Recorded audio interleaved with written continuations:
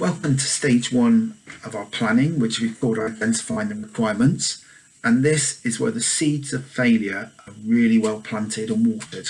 Okay, if you don't do this bit properly, you ain't got no chance of success. Okay, because if you think about it, if you don't know what you've got to deliver and you haven't really sorted it out with everybody and they're not agreeing what you've got to deliver, you ain't got no chance, have you? So let's just think about the steps that we're going to cover in the course. And we're going to give you loads of helpful guidance. We've got some worked examples on how to do it. I just want to introduce them here, okay? So the very first thing you do when you've been given your shiny new project is be really clear on this. Objectives. What is it that you want to do? Now, any good management lecturer will tell you, objectives, they need to be smart, all right? Suitable, measurable, realistic, timescale, and achievable, smarter.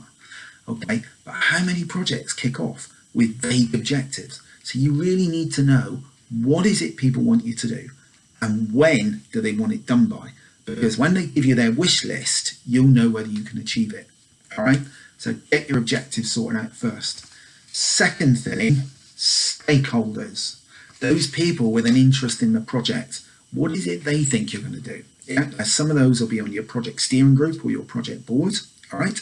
Some of them will be people who are casting stones at you, and there'll be other people who think you're their personal hand servant there to deliver stuff. Okay, so you need to speak to them and find out what it is they really want out of you and that project. And you then need to be able to see, are those stakeholder aspirations matching up to the objectives that I've been given? Okay, so once you've got those two, you can produce the thing called requirements. All right, so this is a more detailed, but not at this stage very detailed. This is what the business or your customer wants. You can summarize what your objectives are, what's been put in the stakeholder feedback, and say, this is what I'm setting out to deliver, guys. In effect, that's what you're calling your scope, right? Remember that word comes into it. So once we get our requirements sorted, and they are at a high level at this stage because we haven't done the detail, we then need to think about obstacles. Okay, now you may be saying, I'm a professional here. I should be talking in terms of risks and issues. Quite honestly, those are terms that we're going to use later on. At the moment, you're just looking for, where are the bear traps? I've got my objectives, I've got my stakeholders, I've got my requirements. What are the bear traps that I'm going to fall into? And one of those could very well be that your organisation has never done anything like this before. Yeah, that is going to be the biggest obstacle.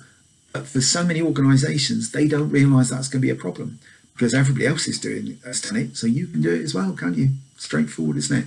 So I will say it again. At this point, you need to identify your obstacles. Okay. So now as you come to the end of this first stage of identifying, you can pull it all together. Obviously, you need to catalogue your requirements. You then need people to tell you what are the priorities. Yeah. Now, you've probably heard the term Moscow, must have, could have, should have.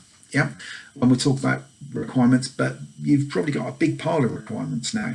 So you need to categorize which ones are the important ones, which are the must-haves, which are the ones that are nice-to-haves, and we'll call them our priorities. And when you're planning, you can then think about that. These are the things I must get, and there's almost certainly deadlines associated with them. Okay, so that's an overview of what you're going to find out. Now you can go off and do the course and have fun with all the little widgets and things that we put in it. Okay, I'll see you at the start of the next stage.